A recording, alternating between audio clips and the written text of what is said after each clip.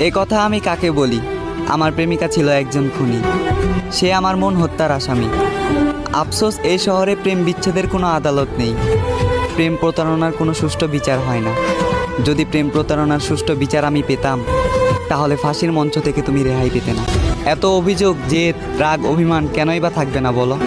আমি যে তোমাকে শত বা হাজারে রাখিনি, তুমি যে কোটিতে একজন ছিলে, সেই তুমিটাই যে দিন শেষে ইচ্ছে করে বিচ্ছেদ দিলে। সব সময় 4 আঙ্গুলের এই কপালের দোষ দিলে হয় না। এটা হয়তো তোমার জানা, হাতের 5টি আঙ্গুল সমান এবং এক হাতে কখনো তালি বাজে না।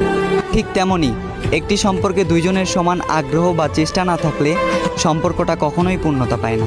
আমি বোকা না, তাই পুনর্জন্মে তোমাকে পাওয়ার আশা করব না।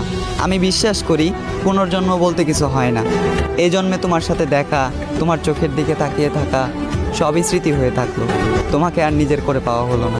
আমাদের সম্পর্কটা কোনো এক মাঝরাতে স্বপ্নের মতো হারিয়ে গেল। 3 কবুল বলে তোমার সাথে আর সংসার করা হলো না।